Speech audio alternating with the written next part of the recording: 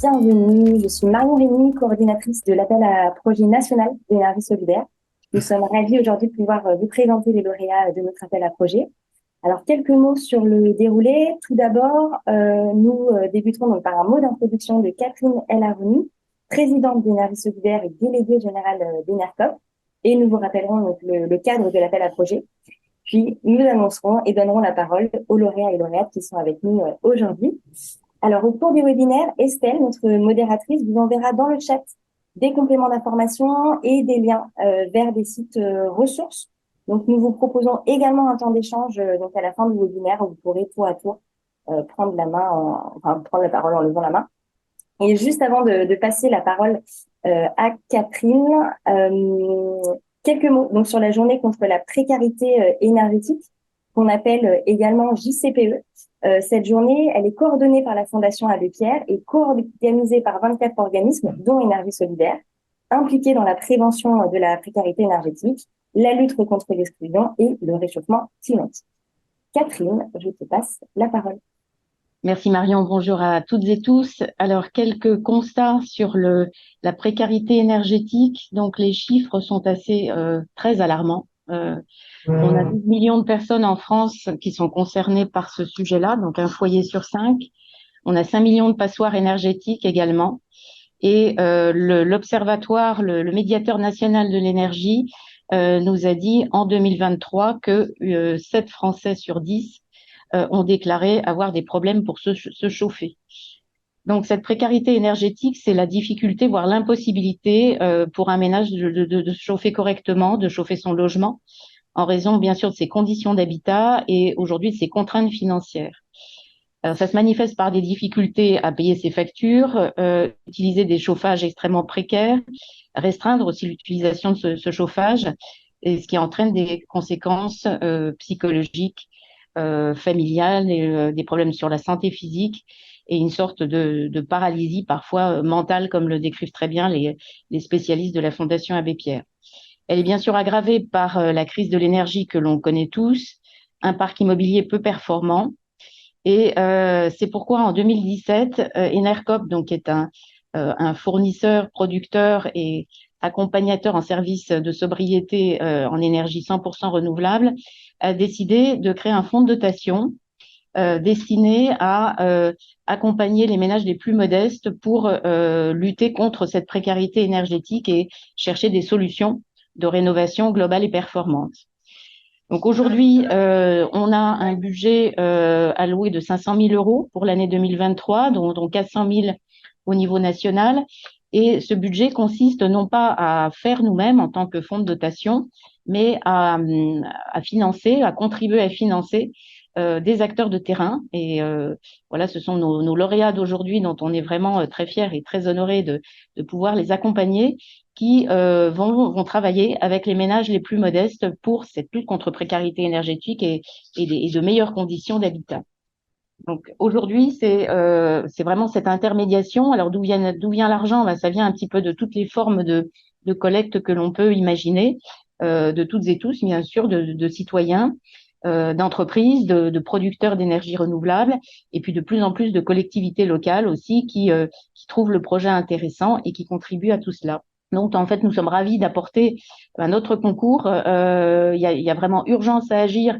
Et aujourd'hui, toute cette journée nationale, elle est là aussi pour rassembler tous les acteurs autour de solutions, puisque voilà, ces chiffres sont tout à fait inacceptables en 2023. Et nous sommes porteurs de solutions avec les associations lauréates. Voilà, je laisse la parole à Marion. Merci beaucoup Catherine. Alors, nous voulions, avant d'aborder les lauréats de cet appel à projet, vous redonner aussi le cadre, du fonctionnement et de la méthode que nous avons du coup utilisée. Donc, l'appel à projet, il est co-construit par un comité d'engagement qui est composé d'une part de représentants experts de la Fondation Abbé Pierre, de Doremi et de Solia, et d'autre part des donateurs, donc au nombre de 3. Donc, nous les remercions d'ailleurs chaleureusement pour leur implication dans ce comité d'engagement. Ce comité s'est réuni à 3 reprises cette année. Donc, les 2 premières réunions avaient vraiment pour objectif de définir le cadre de cet appel à projet dans un esprit de concertation et de gouvernance partagée. Une thématique a été choisie, donc vous la voyez à l'écran, l'accompagnement à la rénovation complète et performante pour les ménages modestes et très modestes. Et ont également été élaborés des critères d'attribution pour pouvoir évaluer et départager les candidatures. Donc, on va les balayer rapidement. Donc, la reproductibilité, c'est-à-dire comment le programme pourra être reproduit dans le temps sur d'autres territoires ou par d'autres associations. L'expérience et le travail en réseau. Quels sont les partenariats déjà établis ou quels seront ceux qui seront développés au cours du projet. La performance, donc quels objectifs de performance énergétique sont visés et quelles sont les compétences techniques mobilisées par l'association ou par ses partenaires. L'implication des ménages et la solidité du parcours d'accompagnement. Et enfin, l'évaluation de l'impact, c'est-à-dire quels sont les indicateurs prévus par l'association pour évaluer l'action et identifier les potentiels facteurs bloquants ou facilitants pour mener le projet.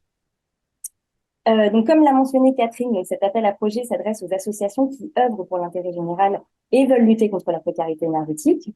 Au total, on a reçu 27 candidatures qui ont été examinées donc, par une équipe opérationnelle et un administrateur d'énergie solidaire. Et selon le cahier des charges qu'on avait établi, 10 candidatures ont été présélectionnées par ce binôme et présentées au comité d'engagement qui s'est réuni une dernière fois début novembre pour désigner les lauréats.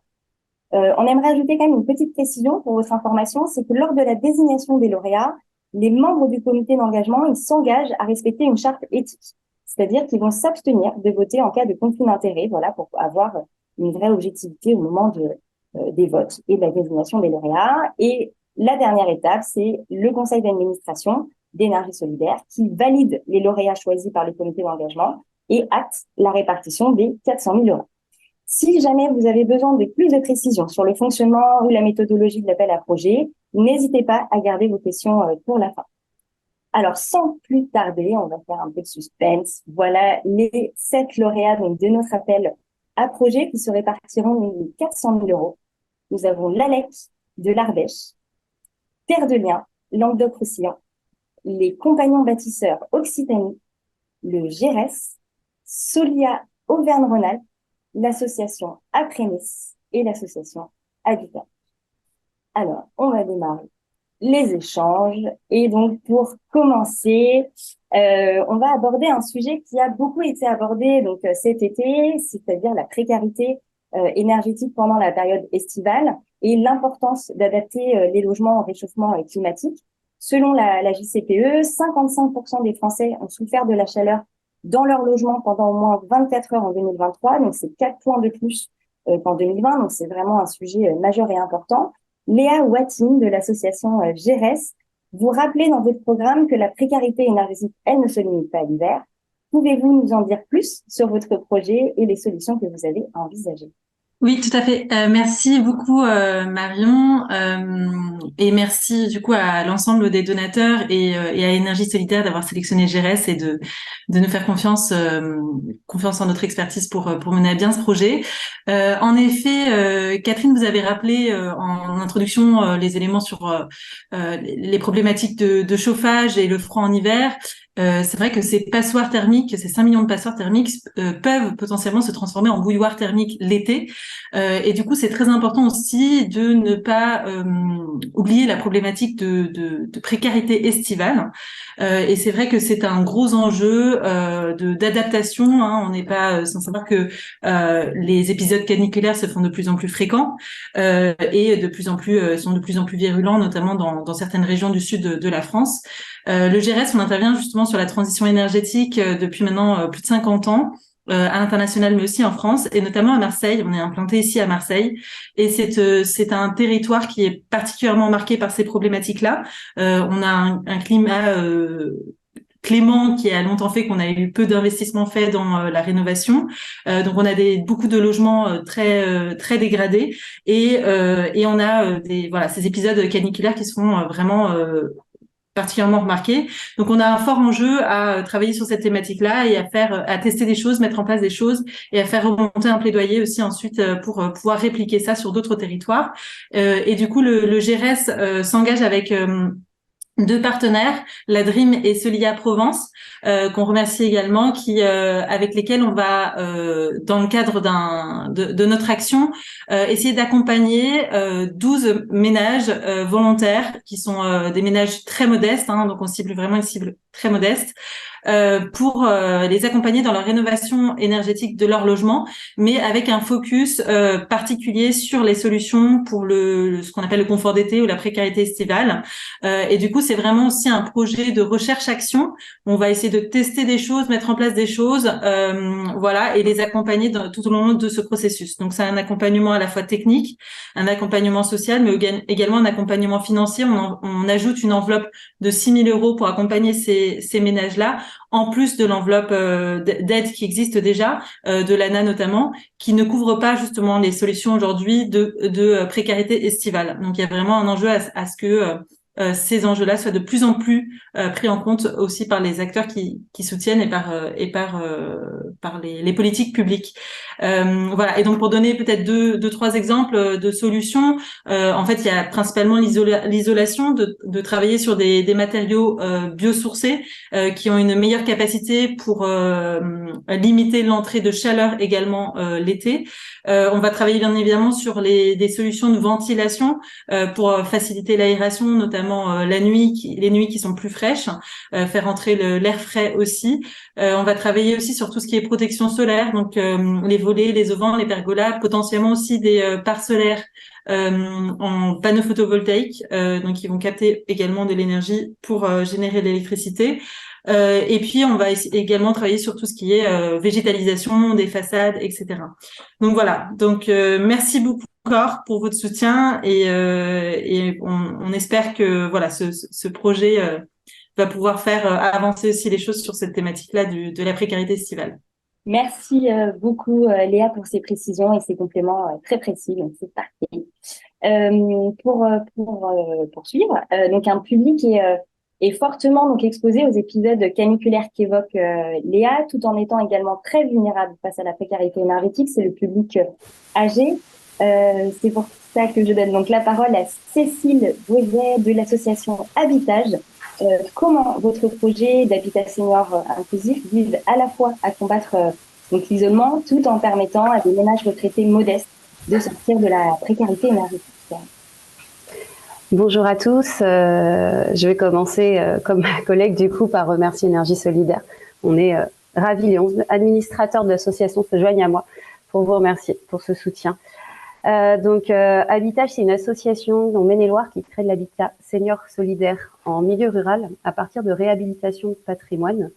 Elle est née suite à 5 citoyens qui ont fait un constat, le mal logement des personnes aînées en milieu rural, leur isolement social, mais aussi la dégradation du patrimoine bâti au cœur des bourgs. Et donc avec tout ça, ils ont lancé un petit projet, au début qui devait être petit, mais qui s'est agrandi en créant une première maison qui a ouvert il y a 6 ans, qui est un habitat partagé dans le village de Fontaine-Guérin en Maine-et-Loire. Une deuxième maison va voir le jour la semaine prochaine, parce qu'elle ouvre la semaine prochaine dans un autre village de Maine-et-Loire, à partir de la réhabilitation d'un ancien hôtel-restaurant. Et puis, Énergie Solidaire va nous aider à ouvrir une 3e maison dans un petit village de 400 habitants. Au cœur de ce village, vous avez l'ancienne épicerie qui trône, qui est fermée, qui est vide depuis des dizaines d'années et qui mérite de revivre.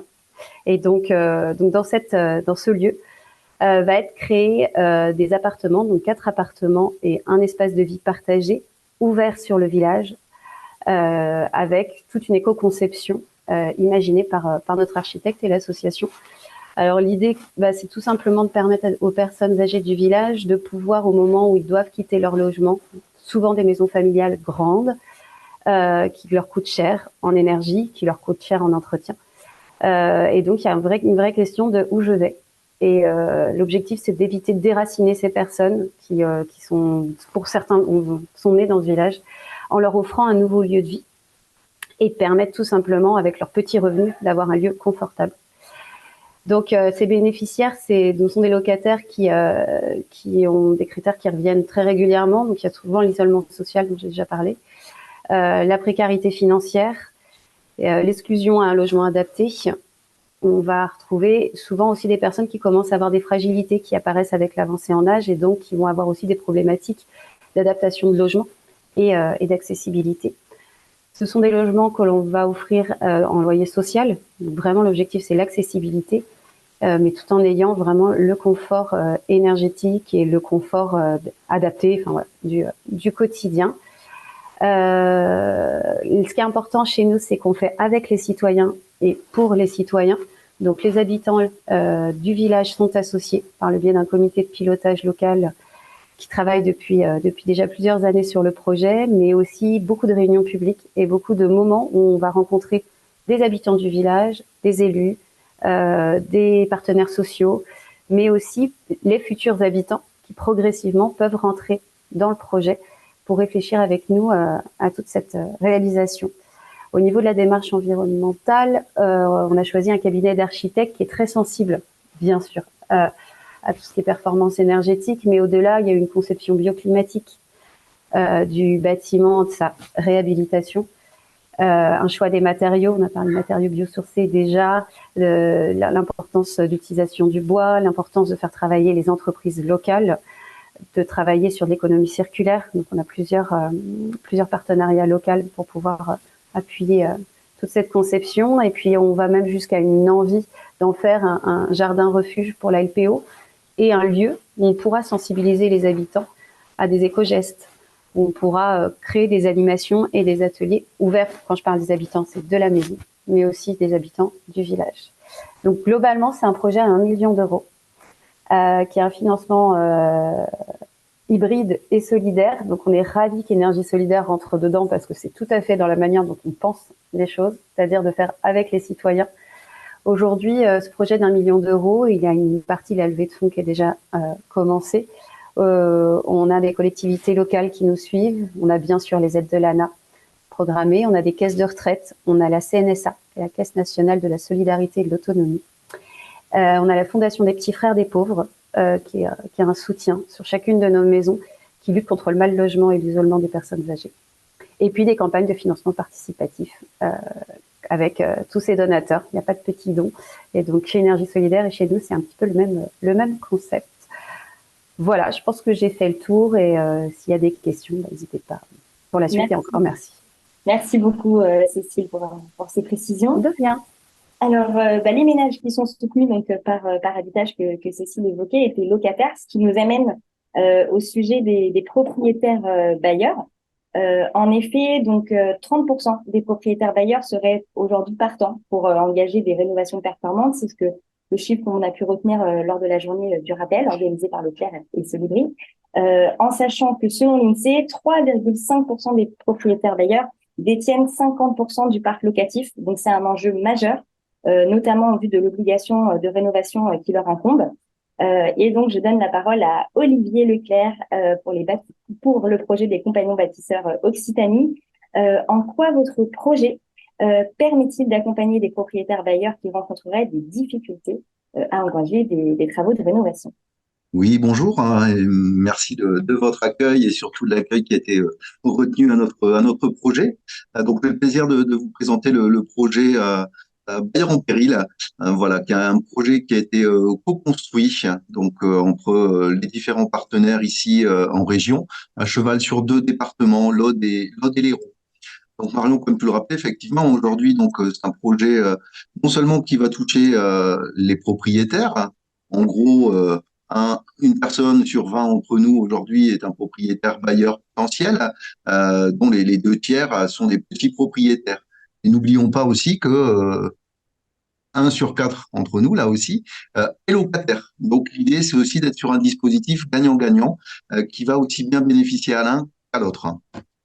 En fait, le constat, c'est qu'effectivement, ces ménages aujourd'hui, entre le dérèglement climatique, la crise énergétique, le coût des matériaux, sont de plus en plus impactés et ça renforce la vulnérabilité de ces ménages.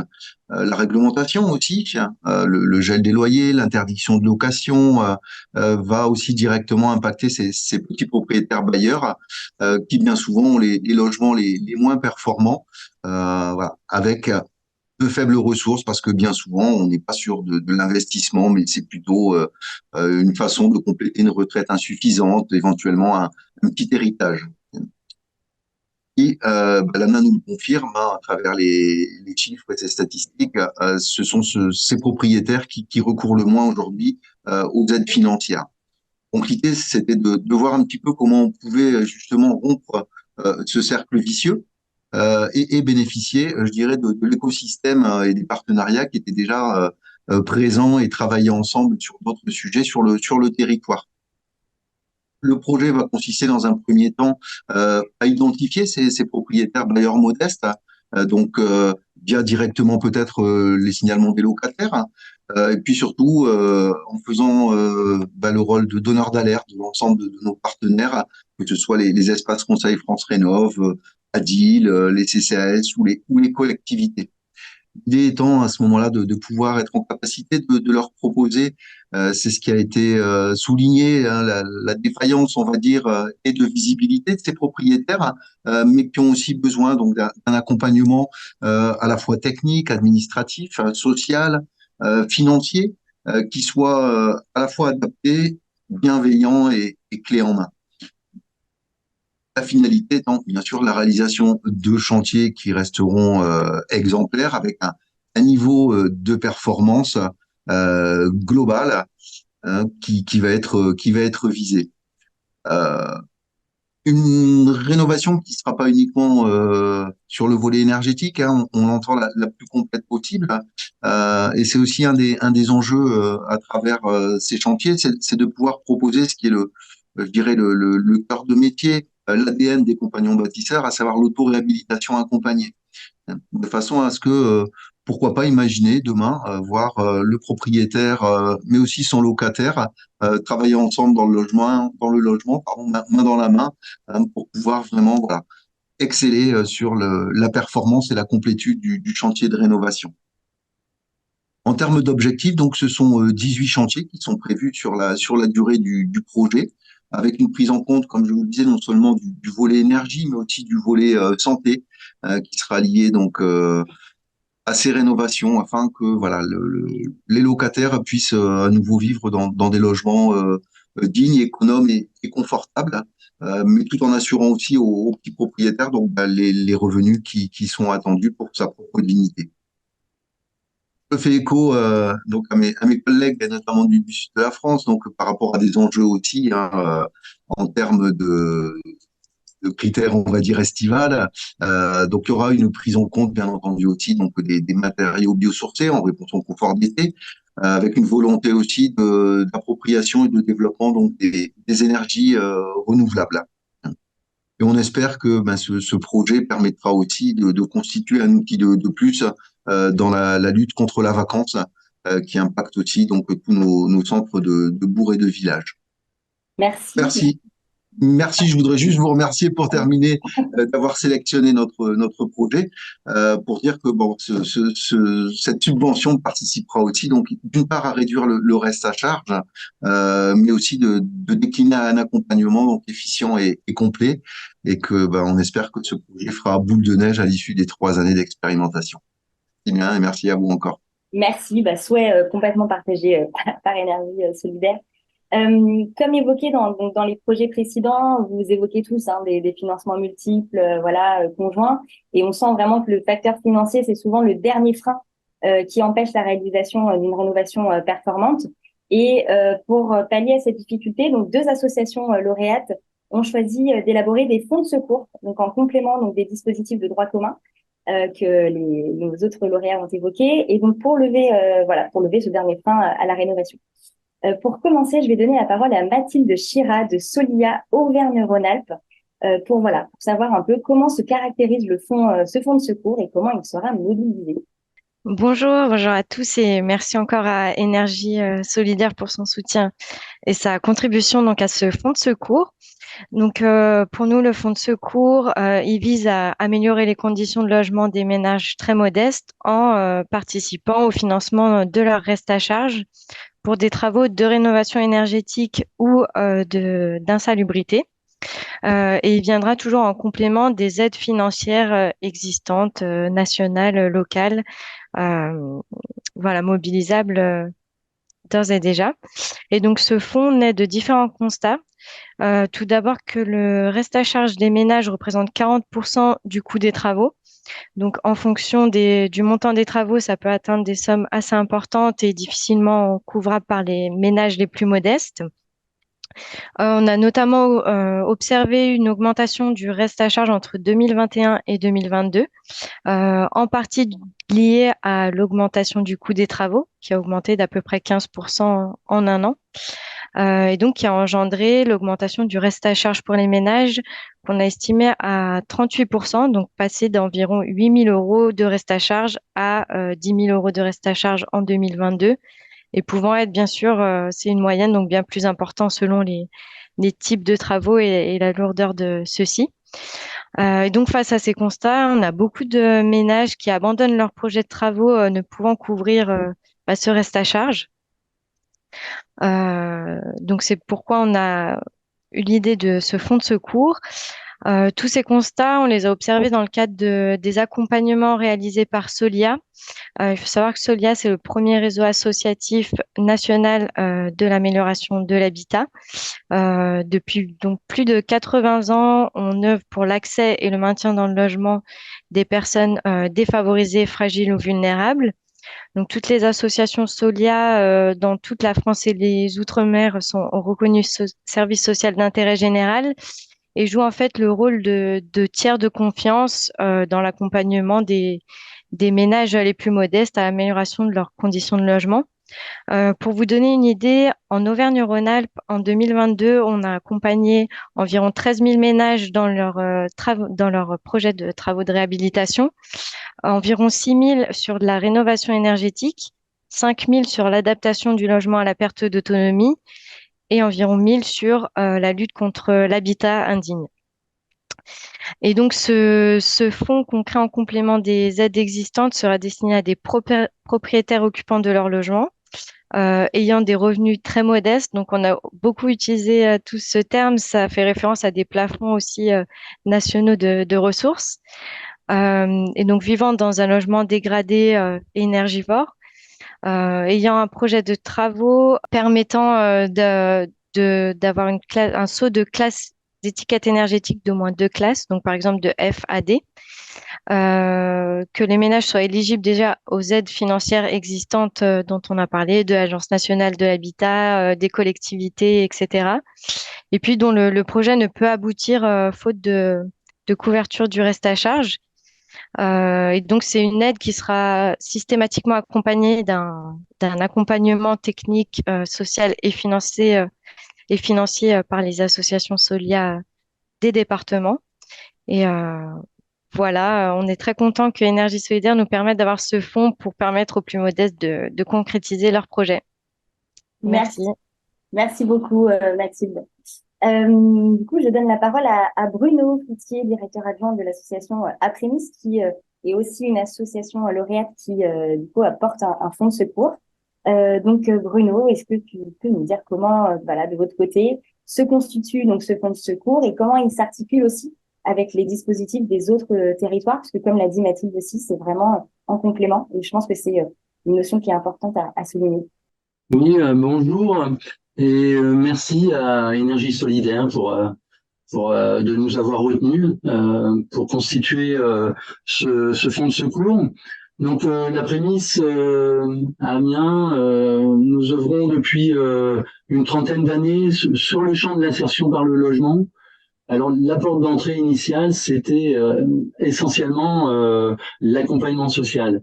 Et puis au fil du temps, et particulièrement depuis une vingtaine d'années, nous sommes impliqués sur le champ de la précarité énergétique, du fait d'un constat flagrant de ces difficultés rencontrées par les personnes que nous accompagnons.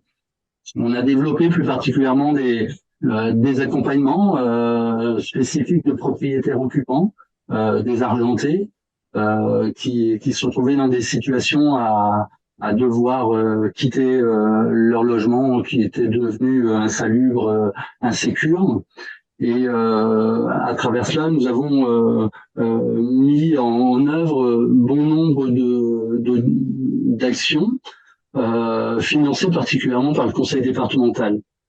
Nous sommes depuis une vingtaine d'années également Espace Info Énergie et avons développé à travers ça des missions d'accompagnement en maîtrise d'ouvrage.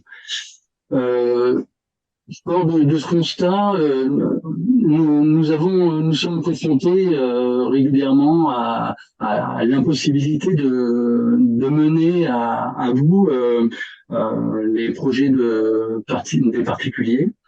Donc, et notamment, ce qui nous pose la plus grande difficulté, c'est ce reste à charge. Et pourtant, avec l'ensemble des dispositifs d'aide financière qui existent, qui sont multiples et variés, malgré tout cela, les choses échouent à pas grand-chose. Échouent ou alors on va rester sur un projet qui se fera à minima et souvent insatisfaisant. De là, il nous paraît important de mobiliser l'ensemble des acteurs du territoire et en ça, nous mettons en place un dispositif départemental d'accompagnement pour un logement éco-solidaire. C'est la création d'un poste de chef de projet que nous venons d'avoir que nous pouvons mettre en place. Voilà, les choses sont calées financièrement. La mission de ce chef de projet va être de mettre en musique l'ensemble des acteurs du territoire, comme je le disais, donc sur le plan de l'accompagnement social, mais particulièrement sur le plan technique. Et puis le nerf de la guerre sur le financier. Voilà, ça va être de mettre tout ça en musique. Ce n'est pas de rester uniquement autour des accompagnements de l'après-midi, mais d'ouvrir aux OPA, aux PIG qui sont en place, aux autres opérateurs, dont Soliassom, qui est un fort partenaire nous dans le département. Et puis donc pour réaliser cet accompagnement social, cet accompagnement budgétaire des ménages, et puis cet accompagnement technique. Donc nous visons la captation sur 3 ans de 40 projets, et pour parvenir à 24 ménages sur 3 ans dont le logement sera rénové, pour identifier dans 12 ménages qui pourront bénéficier du fonds de secours que nous allons gérer et voilà, où les arbitrages se feront à travers un comité technique que nous mettrons en place. Merci voilà. Beaucoup Bruno. Merci encore à vous. Et on est ravis de vous soutenir. Et le dispositif que tu évoques, c'est le DALES, c'est ça? C'est ça. Ok, on pourra peut-être l'occasion d'en revenir peut-être dans les questions si ça suscite des interrogations.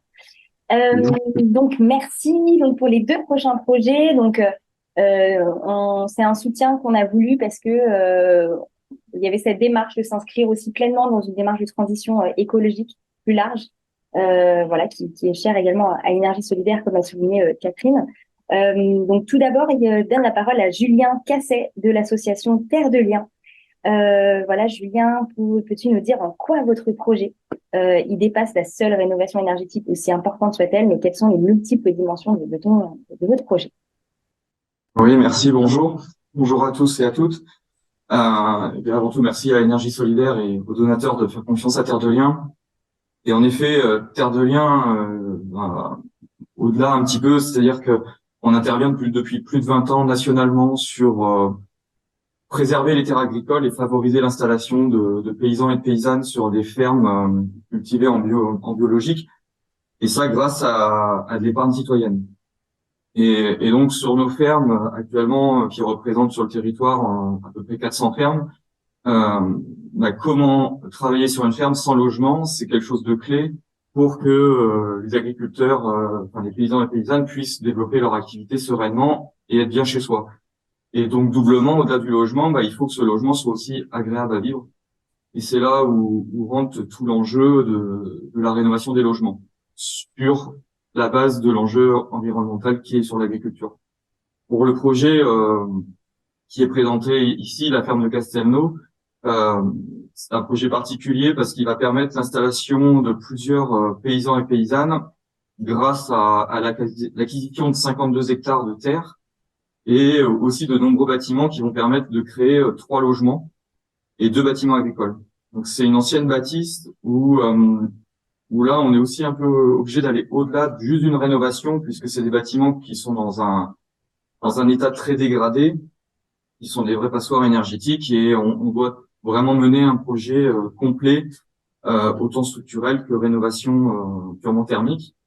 Donc on a sollicité sur l'ensemble de nos projets et dont celui-ci un accompagnement par une maîtrise d'œuvre avec une thermicienne afin de voir ces logements dans un confort bien sûr thermique d'hiver mais aussi d'été puisqu'on est dans une région du sud et l'enjeu est comme l'ont dit les collègues aussi bien sûr l'été quoi.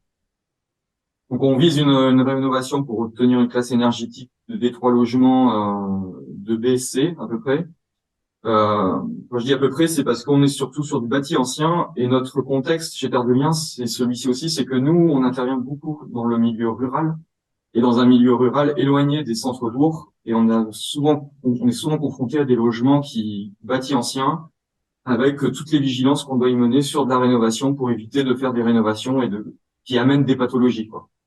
Donc on favorise les matériaux biosourcés, on favorise aussi comment est ce bâti ancien et quelle force il peut avoir pour son confort. Et typiquement sur Castelnau, on est sur des ouvrages en pierre massifs, qui est quand même une bonne opportunité pour le confort d'été. On mène aussi ces projets avec notre casquette de bailleur et donc notre casquette aussi de vigilance sur la durabilité et la qualité des travaux pour que ce soit ces logements soient le mieux, le plus longtemps possible. Mais on les rénove aussi en échangeant avec nos futurs fermiers et fermières qui vont vivre dans ces locaux, quoi, et qui seront les premiers acteurs de l'entretien de ces logements. Donc on y met vraiment le poids du cœur à les inclure dès la conception pour rénover ces logements.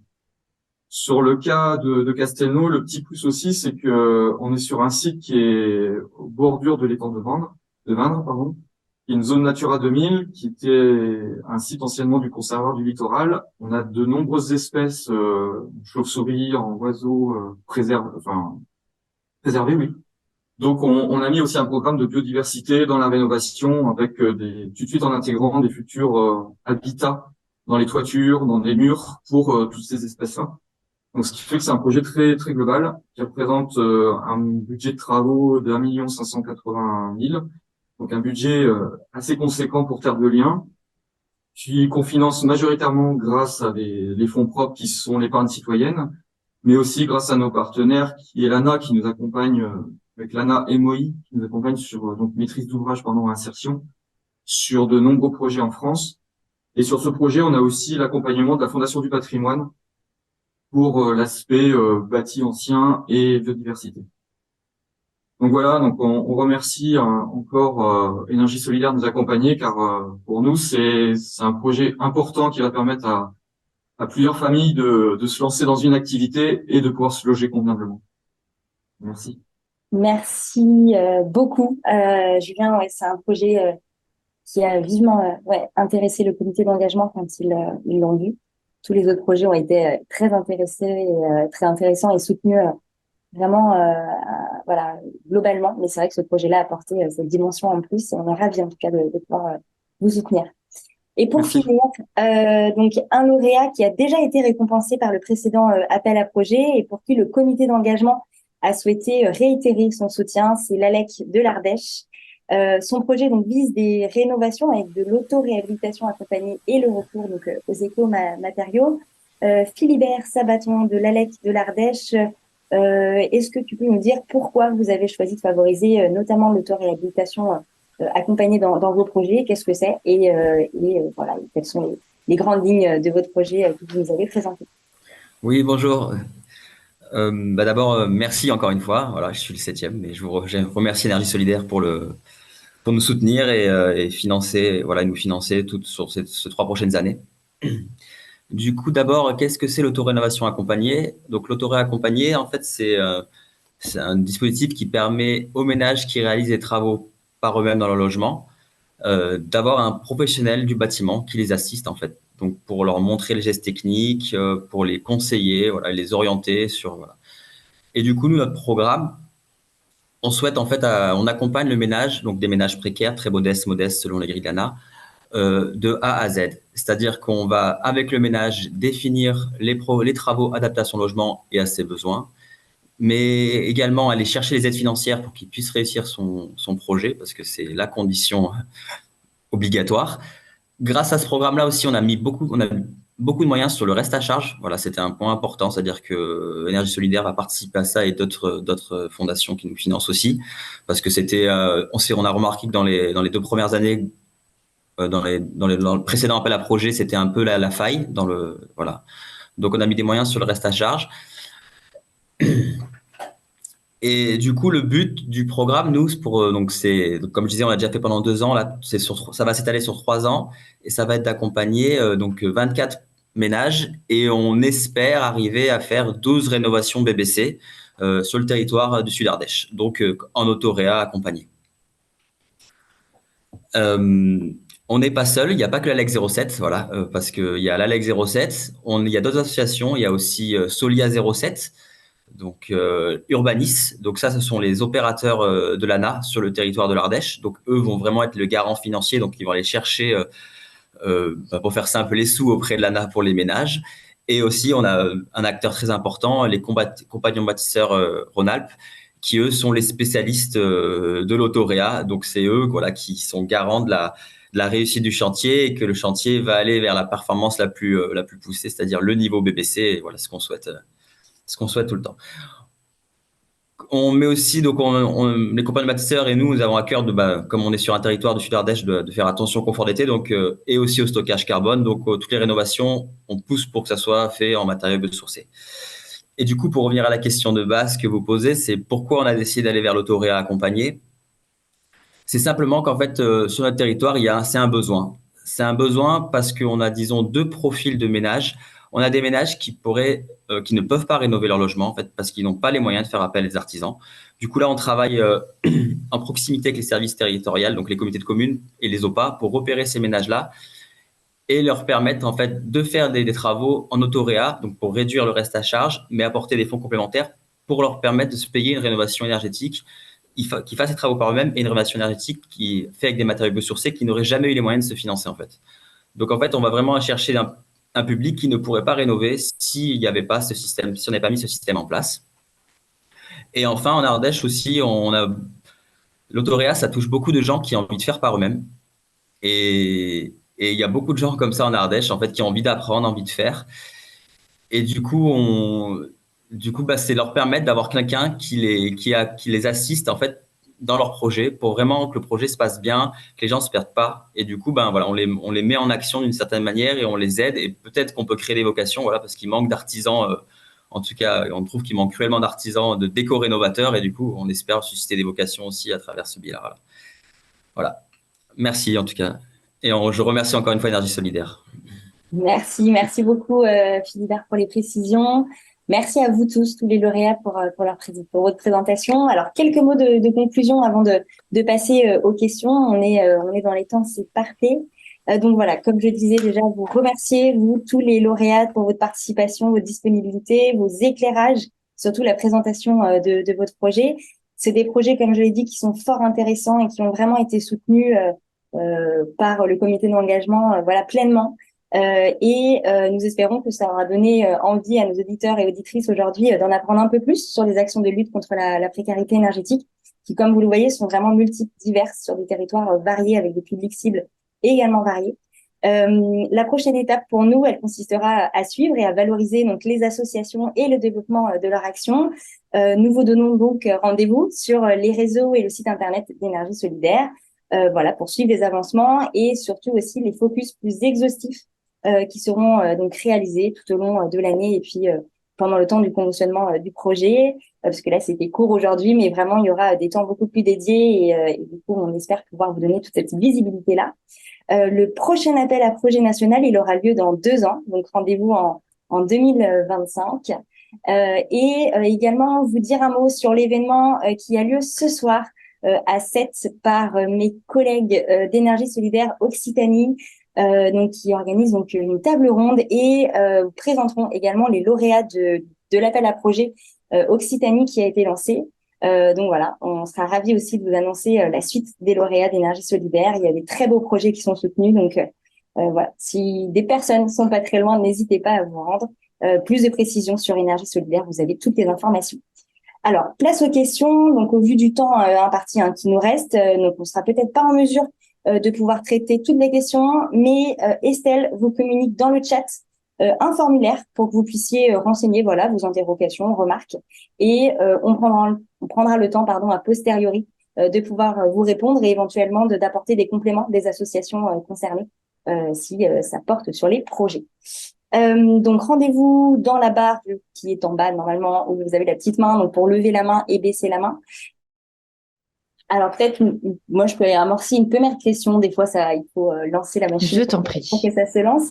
Alors je sais pas qui pourra répondre, mais du coup vous dans vos projets comment peut-être que ça peut intéresser parce qu'on parle beaucoup de rénovation performante, on parle maintenant de rénovation d'ampleur qui est pas forcément voilà clair.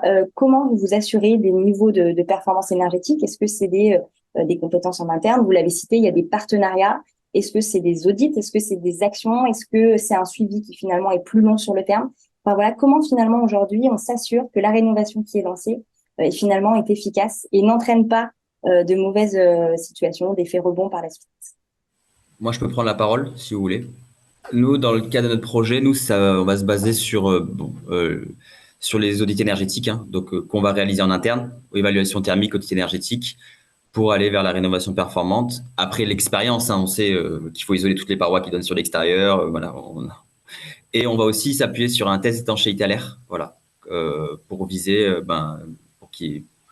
pour avoir le moins d'entrée d'air parasitaire dans le logement. Et on a l'avantage dans l'autoré accompagné, c'est que les gens, comme ils participent à leur chantier, ils comprennent comment ça fonctionne la rénovation énergétique et du coup, ils sont soigneux, ils veulent aller plus loin et après, du coup, ils gardent des bonnes habitudes, j'ai envie de dire, pour le logement. Merci Philbert. Moi, je voulais simplement annoncer qu'on avait une question dans une projection collective. Oui, du côté Enercorp.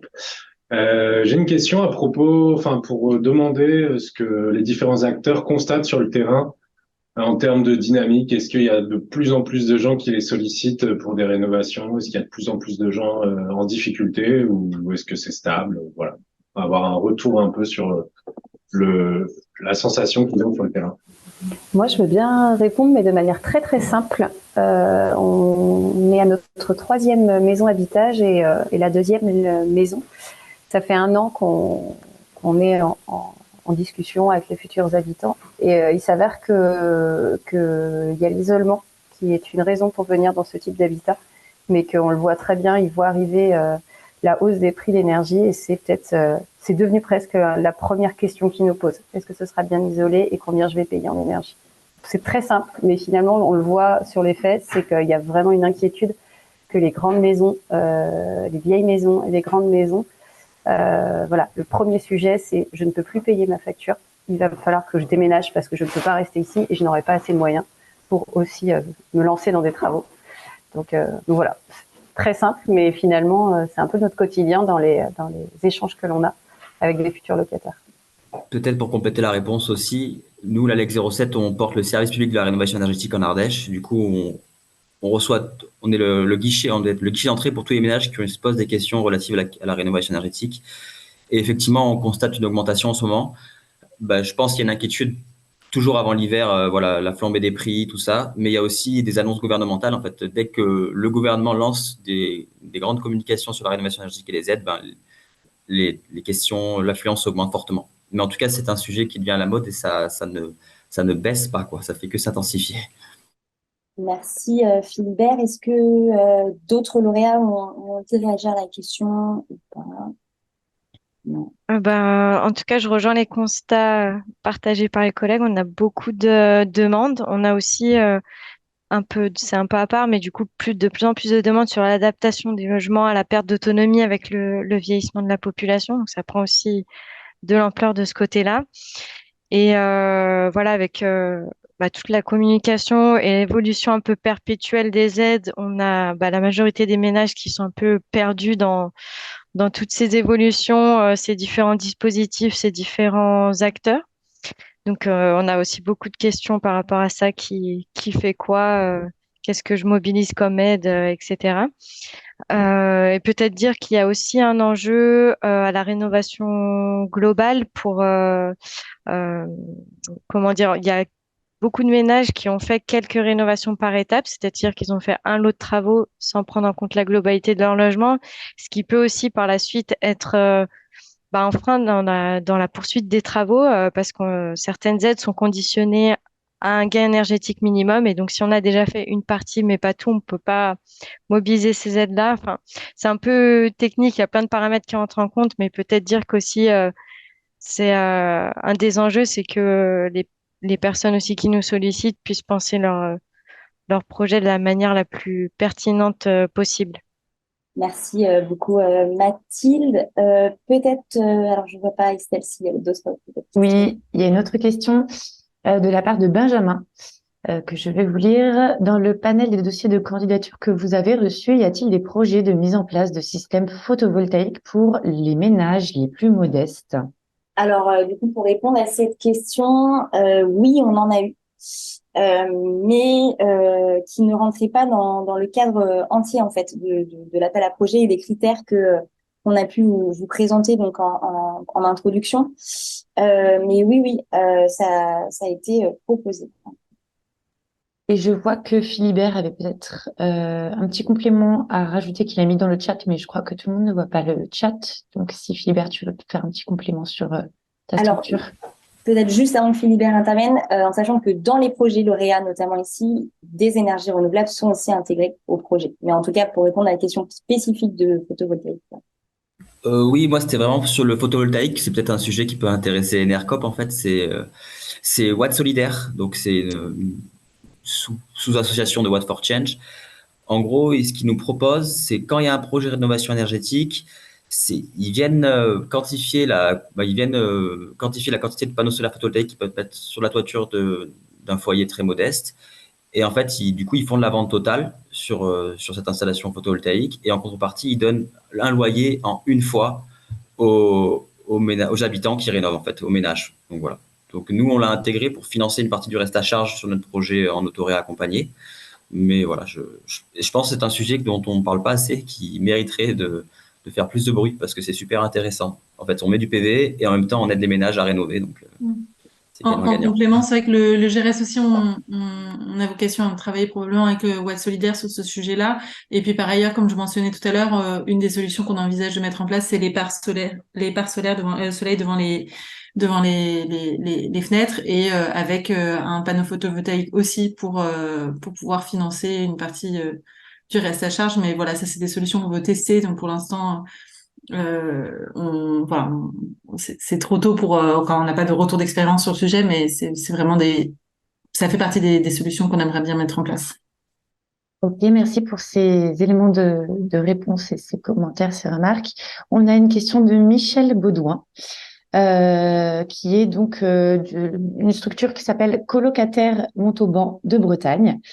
Est-ce que les chauffe-eau solaires, est-ce que ça fait partie des solutions envisagées pour réduire la facture énergétique des logements? Je n'arrive pas à comprendre pourquoi cette technique simple et performante n'est pas davantage connue et promue. Je peux répondre, mais oui, ça fonctionne. C'est super bien. En fait, le souci, pourquoi c'est pas davantage utilisé, c'est que ça coûte cher. Un cumulus électrique, ça coûte 300 euros. Là, une installation, on va être sur 5, 6, 7 000 euros des fois selon l'installation. Donc, s'il y a des fois dans un bouquet de travaux, il y a des belles aides financières, on y va. Mais sinon, voilà, genre s'il n'y a pas d'aide financière et tout, c'est compliqué à faire. Il faut une famille nombreuse, projetée sur longtemps. Donc voilà, c'est juste ça.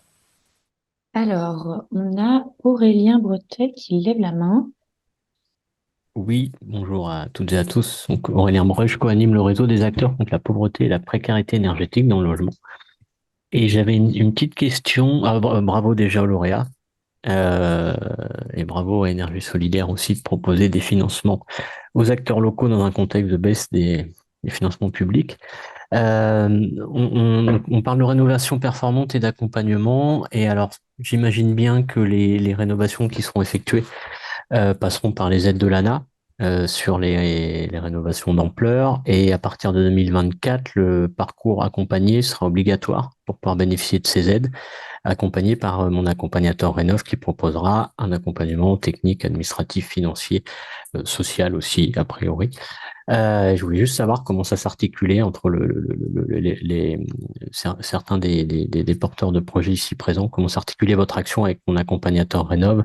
Est-ce que certains d'entre vous sont déjà mon accompagnateur Rénov ou comment est-ce qu'il y a déjà quelque chose de prévu pour articuler l'action? Est-ce que c'est aller plus loin dans la performance des travaux ou proposer un accompagnement plus poussé et surtout euh, et surtout comment dire si les ménages sont déjà dans un parcours accompagné, euh, comment vous interviendrez pour pas aussi avoir plusieurs interlocuteurs. Enfin, c'est toujours la même histoire, hein. Il y a autant d'interlocuteurs que de dispositifs financiers pour aider aux travaux. Et ça rajoute de la complexité. Donc voilà, c'était juste voir si déjà à ce stade, vous y avez réfléchi, bon, sachant que cette annonce, elle a été faite en octobre, hein, pour le parcours accompagné obligatoire, donc c'est peut-être précoce, mais voilà, ça m'intéresse de savoir si tu as des réflexions. Merci beaucoup Aurélien. Je vous propose du coup à tour de rôle peut-être de pouvoir répondre et puis voilà, de pouvoir prendre la parole librement. Bah, peut-être je vais répondre pour Solia puisque c'est le plus simple. Donc nous, on est mon accompagnateur Rénov aussi en tant qu'opérateur historique de l'ANA. Donc en fait, clairement, le fonds de secours va venir en complément des aides de l'ANA et du parcours accompagné. Donc voilà, on s'inscrit pleinement dans ce nouveau dispositif aussi, mon accompagnateur Rénov. Je peux prendre la suite aussi. Nous, Terre de Liens, en tant que bailleur, eh ben, on prend contact souvent avec un accompagnateur. Alors, régulièrement, c'est Solia pour euh, pour nous aider. Alors, ça dépend des régions. Comme on intervient nationalement, à chaque fois, c'est un contact bien lié à un département et qui nous aide à monter le dossier plus du côté administratif, côté ANA. Puisque nous, chez Terre de Liens, on est plusieurs gestionnaires patrimoine, donc on a déjà un peu des compétences en rénovation, mais voilà, on connaît pas non plus toutes les démarches à mener envers l'ANA et c'est une bonne aide pour nous et on a besoin de relais à chaque fois. Merci Julien, Bruno, peut-être ou Olivier, une réaction? Oui, ben, c'est un sujet qui avait été aussi anticipé et auquel donc les compagnons ont répondu via des partenariats en fait, hein. Donc aujourd'hui sur le projet sont déjà partenaires à la fois donc le guichet, Espace Conseil France Rénov, un bureau d'études en demande d'agrément MAR en cours, et puis les compagnons bâtisseurs sur le volet auto-réhabilitation. L'idée étant de d'élargir, on va dire, ce cercle aujourd'hui restreint à l'ensemble des partenaires, et surtout derrière de pouvoir aussi l'animer, hein, comme je disais, pour faire un peu boule de neige. Et le montant viendra bien entendu en complément des aides socles actuelles de droit commun. Merci Bruno, tu voulais ajouter quelque chose? Oui, mais c'est un peu le cœur du projet que nous portons. Ce dispositif départemental, il vise justement la mise en relation de l'ensemble des opérateurs. Nous sommes opérateurs, nous sommes Espace France Rénov et en cours d'agrément sur le dispositif MAR. Il y a nécessité que pour parvenir à toucher un maximum de personnes en précarité, hein, occupant un logement dégradé et à rénover, il faut mobiliser l'ensemble des partenaires et des opérateurs de terrain. Nous visons à cela. Ensuite, la compétence sociale, parce que c'est une part très importante. Rénover son logement, c'est compliqué. Il y a même des personnes qui n'imaginent même pas que que c'est possible. Donc c'est vraiment faire cette connexion technique, sociale pour y parvenir. Eh ben, écoutez, merci à toutes et tous, aux lauréats bien sûr, mais aussi à vous, auditeurs et auditrices. On vous donne du coup rendez-vous, comme indiqué, donc sur nos réseaux pour suivre l'avancement de ces beaux projets que vous avez vus aujourd'hui. Et voilà, je vous souhaite à tous une très bonne journée et à bientôt. Merci, bonne journée. Merci, au revoir. Merci encore, bonne journée, à bientôt. Merci beaucoup encore.